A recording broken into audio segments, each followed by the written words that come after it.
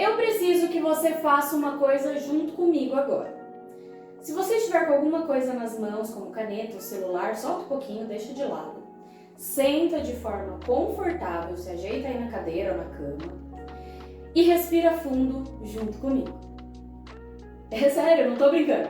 Antes de começar esse vídeo, eu quero que você respire fundo junto comigo e acredite, vai ser importante. Então vamos lá. Respira, segura o ar e agora solta.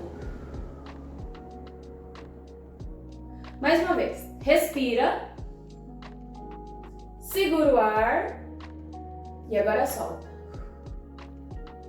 Respirou? Então tá bom. Por que eu precisava que você fizesse isso? Para você se acalmar. Porque neste vídeo eu preciso do seu lado racional ligado.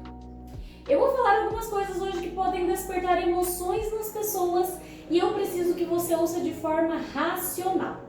Então deixa as emoções um pouquinho de lado e vem comigo pra gente bater um papo com uma visão mais crítica das coisas, tá bom? E aí respirar fundo também ajuda vocês a ignorarem esses barulhos da minha rua, que faz parte. Então, gente, hoje a gente vai conversar sobre linguagem neutra e linguagem inclusiva. E eu já quero começar dizendo que eu não tô aqui para impor regras absolutas. Eu tô aqui para expor alguns fatos, observações, argumentos que defendem meu ponto de vista, que é preciso haver respeito e equilíbrio na comunicação. E aí, falando em comunicação, eu já vou destacar que ela é viva. A nossa língua, o idioma que a gente fala, é vivo e está sempre se adaptando. Quer um exemplo? Com a evolução da língua, o pronome de tratamento vossa mercê passou por modificações como vós mecê até chegar a você. De acordo com um texto publicado no site da revista Instituto Humanitas Unicinos, vossa mercê era um tratamento que indicava submissão, e aí por isso, em 1817, um decreto proibiu esse uso de vossa mercê e instituiu o uso apenas do vós, que indica respeito, mas a língua é viva, e não foi o vós que se popularizou. O termo vossa mercê evoluiu e chegou no você. Por que eu tô falando isso? Porque pode ser que um dia a gente use palavras como todes de forma comum e popularizada entre as pessoas, mas atualmente não é o caso. A real é que hoje em dia, se eu usar a palavra todes, ou variações dela, por exemplo, com x ou arroba, eu não sinto que eu estou sendo inclusiva, porque nem todo mundo sabe o que essa palavra significa. Se hoje em dia eu uso a palavra você, as pessoas sabem o que isso significa, passou a fazer parte da norma padrão. Mas se eu falar para uma pessoa idosa, ou que não tem muito acesso à internet, algo do tipo, todas vão na loja, essa pessoa pode não entender. E além disso, se a gente usa x ou arroba no lugar do a ou do o para tentar tornar a palavra mais inclusiva, a gente pode dificultar a vida de pessoas com dislexia, pessoas que estão aprendendo a língua portuguesa ou de pessoas com deficiência visual que usam leitores de textos, por exemplo. E eu não acho que uma palavra é inclusiva se ela dificulta o entendimento de algumas pessoas ou grupos. Não adianta incluir algumas pessoas e excluir outras. Mas calma, que apesar de eu não gostar de linguagem neutra, eu sou muito fã e defensora de uma linguagem inclusiva. Mas Ive, não é tudo a mesma coisa? Não. Tanto a linguagem neutra quanto a linguagem inclusiva têm o objetivo de evitar a exclusão de pessoas com base na sua identidade de gênero, sexualidade ou outros aspectos da sua identidade. Então, por exemplo, imagine que uma empresa transmitiu um comunicado.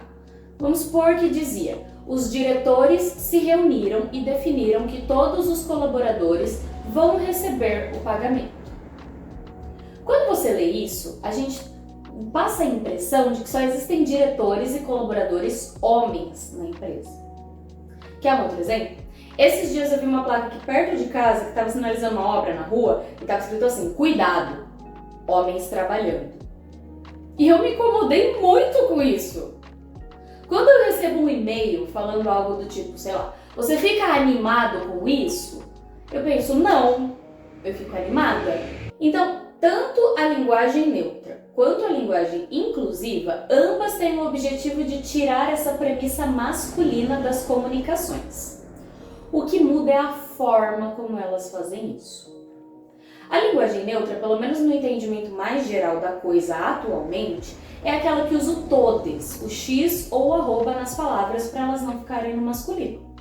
Já a linguagem inclusiva também se comunica sem marcações de gênero, mas sem criar palavras novas. Então, como ficariam os exemplos que eu dei agora há pouco na linguagem inclusiva, que é a que eu defendo, para ficar um pouco mais claro? Poderíamos dizer que a diretoria se reuniu e definiu que todas as pessoas colaboradoras vão receber o pagamento. Poderíamos também colocar uma placa dizendo cuidado, pessoas trabalhando. Ou mandar um e-mail escrito você se anima com isso? Percebe que eu não alterei o significado das frases e nem criei palavras novas, mas eu não usei marcações de gênero? Nas minhas comunicações nas redes sociais, talvez você perceba que eu sempre tento escrever e falar usando essa linguagem mais inclusiva. E no meu caso, quando eu sinto que não dá, eu faço uma escolha. Eu falo no feminino. E isso é uma decisão consciente que eu tomei com base no meu público e nos meus objetivos. Na norma culta da língua portuguesa, quando a gente usa o masculino, é considerado uma forma neutra. Então, se eu tenho pessoas de gêneros diversos numa sala e eu me refiro no masculino, tipo, sejam todos bem-vindos, isso é norma neutra. No meu caso, eu produzo conteúdos com foco no público feminino. Então, quando eu sinto dificuldade de me expressar de forma inclusiva, eu uso feminino, mesmo sabendo que um homem pode estar do outro lado da tela assistindo. Por quê? Porque eu acho que é reparação histórica. Eu já ouvi tanto seja bem-vindo nessa vida, que se por acaso uma pessoa que não é do gênero feminino ouvir no meu curso, nas minhas redes, aqui no YouTube, seja bem-vinda, é equilíbrio cósmico. Mas essa é uma decisão que eu tomei de forma consciente nas minhas comunicações. O que você precisa saber em relação à linguagem inclusiva é: se você usar palavras no masculino para se referir a públicos mistos, você tecnicamente não vai errar, você estará gramaticalmente fazendo algo correto. Mas do meu ponto de vista, esse tipo de comunicação desrespeita e pode até deixar desconfortável qualquer pessoa que não seja do gênero masculino. Por isso eu defendo o uso de uma linguagem mais inclusiva. E se você quer usar a linguagem inclusiva, o que eu acho muito bacana, você tem que saber que vai dar trabalho. E você vai precisar tomar algumas decisões difíceis. Então, por exemplo, eu atuo como redatora publicitária em uma agência. Um tempo atrás, um dos clientes definiu que a gente ia usar 100% linguagem inclusiva em todas as comunicações daquela empresa. E aí eu fui criar um site para eles venderem os serviços deles que tinham relação com RH e processos seletivos. E aí na criação desse site eu tive um trabalho assim, gigante. Porque eu precisava criar um site 100% sem marcação de gênero, mas sem usar o todes, por exemplo. Então, eu nunca podia usar termos como o candidato, o recrutador. Eu tinha que usar a pessoa candidata ou a pessoa recrutadora. E aí soa estranho, porque não é tão comum a gente encontrar isso por aí. Sem contar que as frases ficavam maiores muitas vezes, e o pessoal que fazia o layout, o design das páginas brigava comigo direto porque era muito texto para arte. Mas eram decisões que a gente precisava tomar para atingir o nosso objetivo de criar um site com uma comunicação mais inclusiva.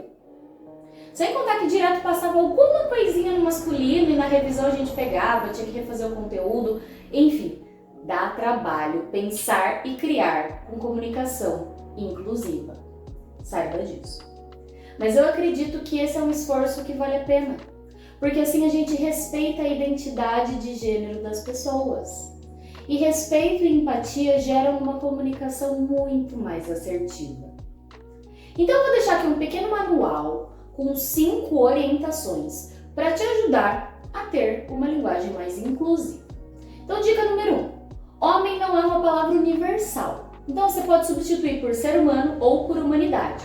Então, por exemplo, em vez de falar a Terra é habitada pelos homens, você pode falar a Terra é habitada pelos seres humanos. Em vez de falar o homem é complexo, você pode falar a humanidade é complexa. Dica número 2. Evite palavras como eles ou aqueles. Você pode substituir por quem ou por nada. Então, por exemplo, vou ligar para eles resolverem. Você pode falar vou ligar para resolver.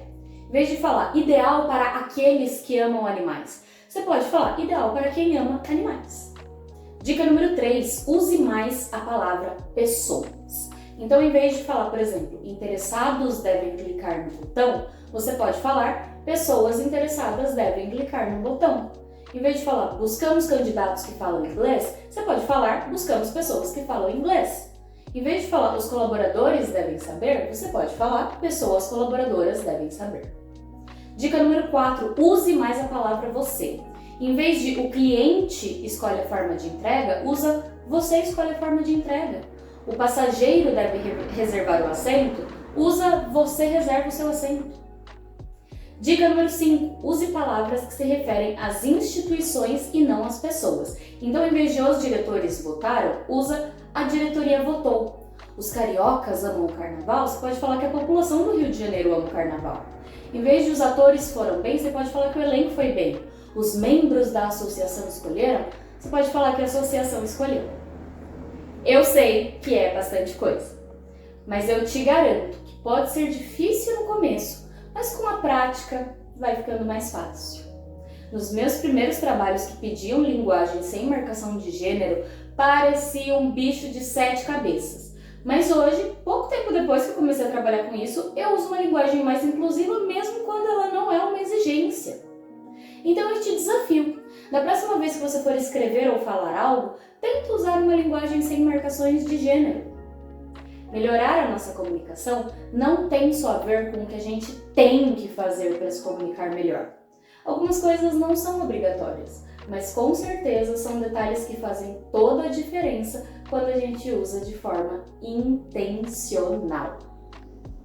E se você gostou desse vídeo, já deixe seu like e se inscreve aqui no canal para não perder os novos conteúdos de comunicação que vem por aí.